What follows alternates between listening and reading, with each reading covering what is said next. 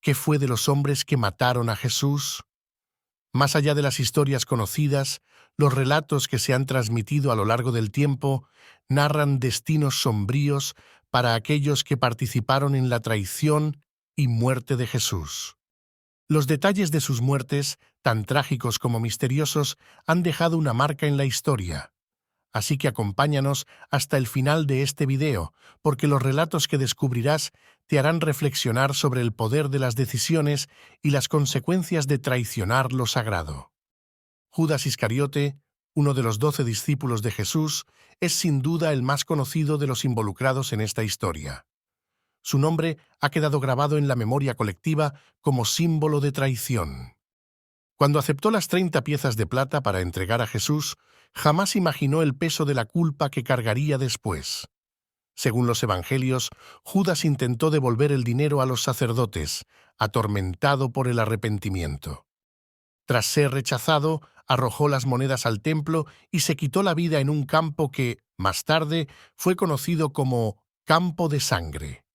La leyenda dice que ese terreno nunca prosperó y permaneció maldito, como un recordatorio visible de la traición de Judas. En muchos escritos antiguos se asegura que la sombra de Judas vagaba por la noche, clamando perdón sin encontrar jamás paz. Pero este no es el único relato sobre Judas. Algunos manuscritos antiguos describen que su cuerpo se descompuso de una manera inusualmente rápida, hasta el punto de que fue enterrado en secreto para evitar que el lugar se volviera un sitio de maldiciones. Los relatos populares lo describen como un ejemplo de castigo divino, una advertencia para aquellos que dan la espalda a sus amigos y a sus principios.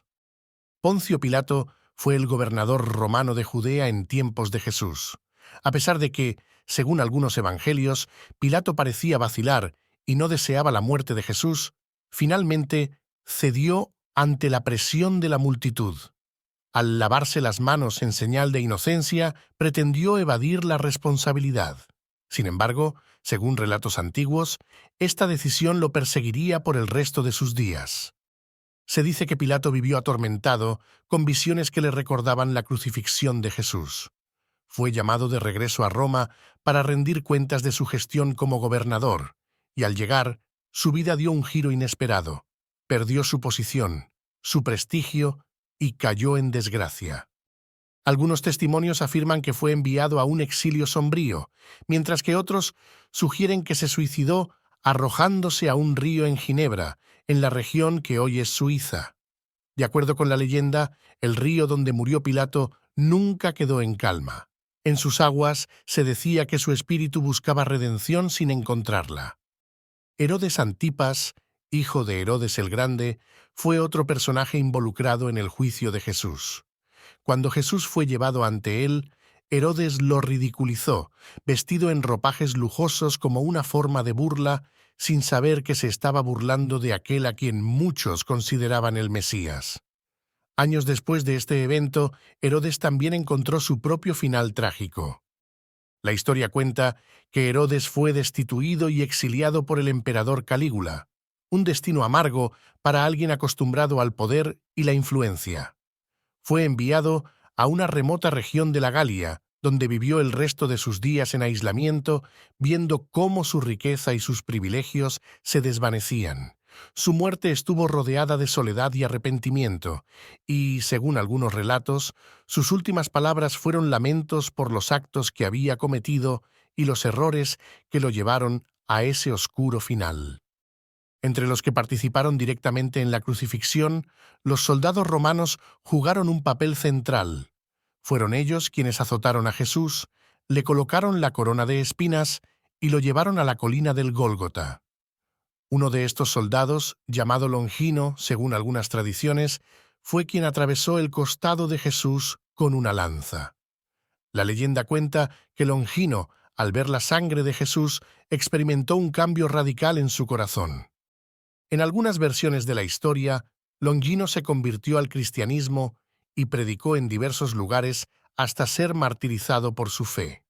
Otros relatos, sin embargo, hablan de soldados que continuaron con sus vidas sin arrepentimiento y, según estas historias, sufrieron extrañas y dolorosas muertes. Se dice que quienes participaron en la flagelación y burlas a Jesús padecieron enfermedades terribles, llagas incurables y muertes prematuras, como si la misma tierra y los cielos les negaran descanso. Caifás fue el sumo sacerdote que organizó el arresto de Jesús y lo acusó de blasfemia. Según los evangelios, fue él quien propuso que Jesús debía morir para evitar que toda la nación pereciera. Tras la crucifixión, Caifás continuó su vida religiosa, pero antiguos escritos y tradiciones afirman que su fin fue oscuro. Se cuenta que Caifás cayó en desgracia ante las autoridades romanas y fue destituido de su cargo. Algunos relatos antiguos sostienen que murió de una enfermedad degenerativa que lo consumió lentamente. Otros afirman que en sus últimos días sufrió alucinaciones en las que escuchaba los gritos y clamores del pueblo pidiendo la crucifixión.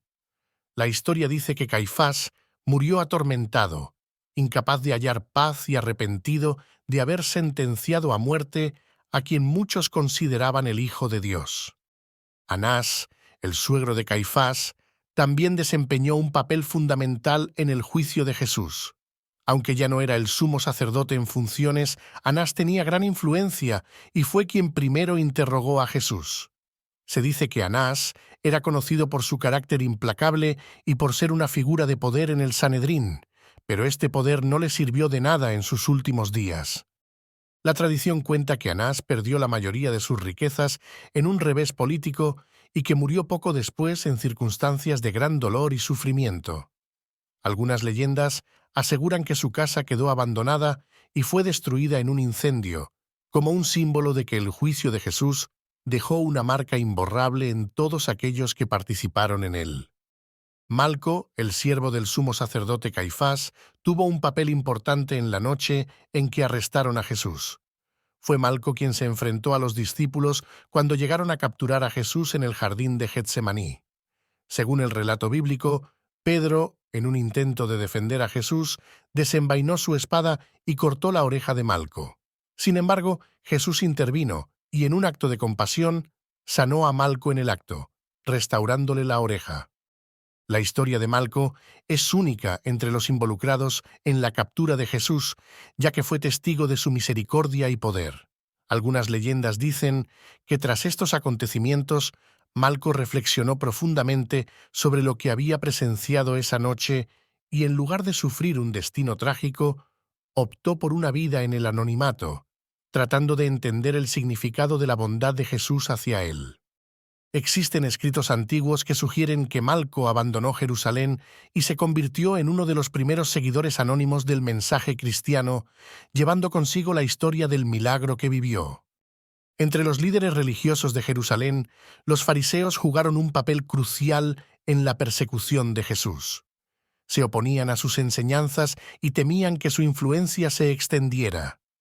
Muchos de ellos formaron parte del Sanedrín, el tribunal religioso que orquestó el arresto y la condena de Jesús. Aunque los nombres de estos fariseos no se han conservado en su mayoría, la tradición cristiana ha dejado entrever que sufrieron un destino lleno de calamidades. Después de la crucifixión, Jerusalén sufrió una serie de eventos desastrosos que algunos interpretaron como castigos divinos. Entre estos se encuentra la destrucción del templo en el año 70 después de Cristo, un suceso que muchos vieron como el fin de una era para aquellos que habían rechazado a Jesús. Según los relatos, varios de los fariseos que participaron en el juicio de Jesús murieron en esta devastación o durante las revueltas que llevaron a la caída de la ciudad. Se dice que fueron perseguidos y que muchos huyeron de Jerusalén, perdiendo su influencia y sus fortunas. En medio del Gólgota, mientras Jesús sufría en la cruz, hubo un centurión romano que presenció todo el proceso de la crucifixión. Este soldado, responsable de supervisar la ejecución, fue testigo de fenómenos inusuales. El cielo se oscureció, la tierra tembló y el velo del templo se rasgó en dos. En ese momento, el centurión exclamó: Verdaderamente, este hombre era el Hijo de Dios. Este centurión, a menudo identificado como Longino en la tradición cristiana, fue tocado por lo que presenció y, según la leyenda, decidió abandonar su cargo en el ejército romano. Algunos relatos sugieren que se convirtió al cristianismo, siendo uno de los primeros paganos en abrazar la fe en Jesús. Sin embargo, sus decisiones no fueron bien vistas por el imperio, y se dice que fue perseguido y martirizado por su fe.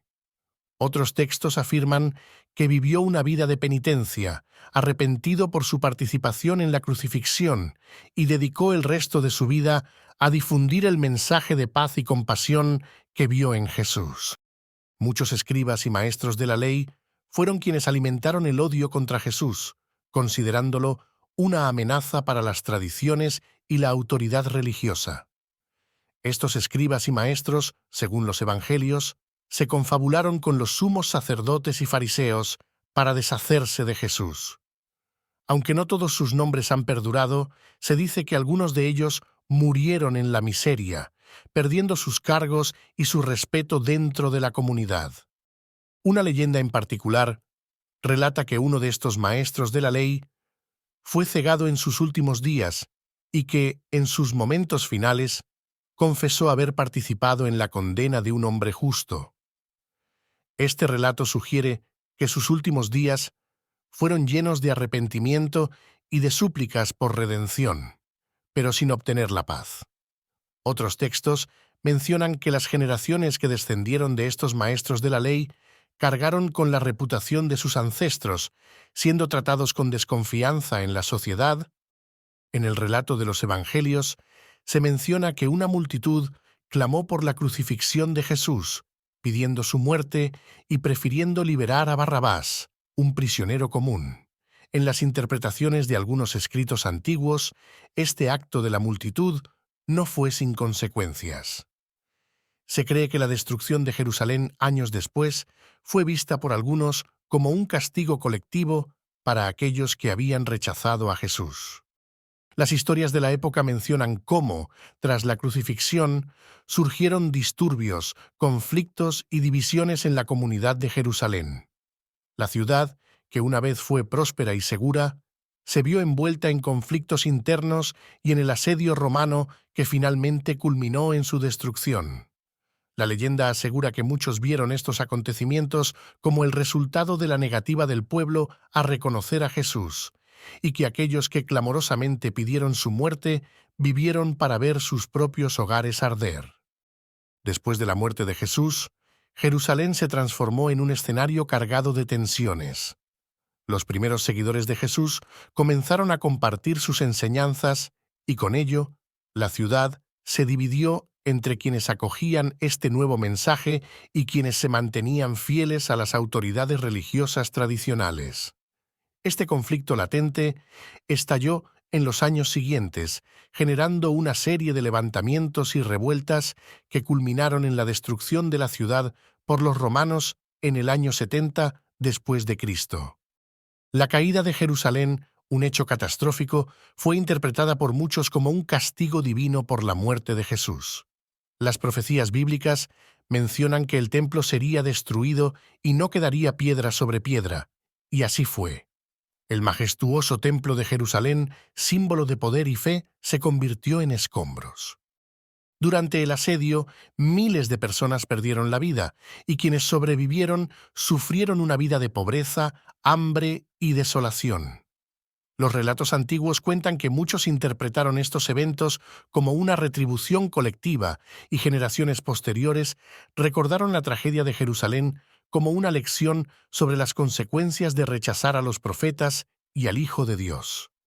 No solo Judas enfrentó un trágico final, se dice que su familia también vivió bajo la sombra de su traición. La maldición de Judas, según las leyendas, se extendió a su descendencia, quienes supuestamente padecieron enfermedades, pobreza y rechazo social debido a su parentesco con el traidor. En algunos textos antiguos se menciona que sus hijos y nietos fueron marginados de la comunidad y que llevaron una vida marcada por la desgracia y el aislamiento. Esta maldición de la familia de Judas era vista como un recordatorio para aquellos que pensaran en traicionar a sus amigos y principios. Se decía que el dolor de Judas no terminó con su muerte, sino que su nombre quedó manchado para siempre, y con él, el de su linaje. Así, su familia, generación tras generación, fue llevada a cargar con un peso que nunca lograron dejar atrás. Mientras Poncio Pilato enfrentaba las consecuencias de sus decisiones en Roma, su esposa, Claudia Prócula, también fue víctima de los efectos de la crucifixión de Jesús. Según el relato bíblico, ella tuvo un sueño perturbador que la llevó a advertir a Pilato sobre condenar a ese hombre justo. A pesar de su advertencia, Pilato prosiguió con el juicio. Algunas tradiciones afirman que Claudia vivió atormentada por sus visiones hasta el final de sus días y que nunca encontró paz tras la crucifixión. En ciertas versiones se cuenta que se convirtió en una defensora secreta del cristianismo, quizás como una forma de redimirse y liberar su conciencia de aquella terrible decisión. Se dice que sus últimos años los dedicó a obras de caridad y que murió en soledad, rezando por el alma de su esposo y el perdón de Dios. Barrabás fue el criminal a quien la multitud eligió liberar en lugar de Jesús. Aunque el Evangelio menciona que Barrabás era conocido por su carácter violento y por haber participado en insurrecciones, no se cuenta nada sobre su destino tras su liberación. Sin embargo, algunas leyendas sugieren que, tras obtener su libertad, Barrabás vivió una vida de sufrimiento y desesperación. Según relatos populares, Barrabás nunca encontró paz después de su liberación. Se dice que fue perseguido por las autoridades romanas y tras escapar varias veces, finalmente fue capturado y ejecutado, esta vez sin posibilidad de salvación.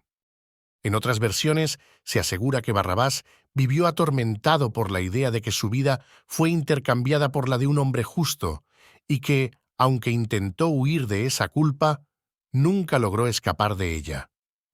Estos relatos lo presentan como un hombre que nunca tuvo paz, ni en vida ni en muerte. Los fariseos, escribas y sacerdotes que condenaron a Jesús pudieron enfrentar la retribución de sus propios hijos.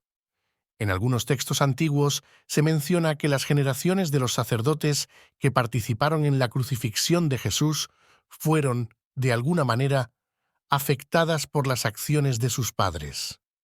Sus descendientes vivieron en un Jerusalén marcado por la destrucción y la persecución, y sus familias perdieron gran parte de su prestigio y poder con la caída del templo. Los hijos de los fariseos, sacerdotes y maestros de la ley, quienes antes gozaban de posición y respeto, fueron señalados como los responsables de haber instigado la condena de un hombre inocente. Esta marca se convirtió en una especie de carga silenciosa, y muchos de estos descendientes vivieron el resto de sus vidas en las sombras, lejos de las posiciones de honor que alguna vez tuvieron sus padres. Los relatos de las muertes de los hombres que participaron en la crucifixión de Jesús no solo nos hablan de consecuencias individuales, sino también de cómo las acciones de una generación pueden afectar a las siguientes. Estos relatos, que se fueron transmitiendo de generación en generación, sirvieron como advertencias y recordatorios de la justicia divina. La historia de Jerusalén, destruida y reconstruida, es un reflejo de los ciclos de redención y arrepentimiento que muchas tradiciones han atribuido a las decisiones de quienes rechazaron a Jesús. Estas historias, sin importar cuánto de verdad histórica contengan, han alimentado la imaginación y la fe de millones de personas. Nos recuerdan que nuestras acciones, por más insignificantes que parezcan, pueden tener repercusiones que trascienden el tiempo, impactando a quienes vienen después de nosotros. Gracias por acompañarnos hasta el final de esta narración. Si te ha gustado este relato y quieres saber más sobre la historia, el simbolismo y las lecciones ocultas de la Biblia y otros textos sagrados, no olvides suscribirte a nuestro canal. Tu apoyo nos motiva a seguir compartiendo historias como esta. Nos vemos en el próximo video.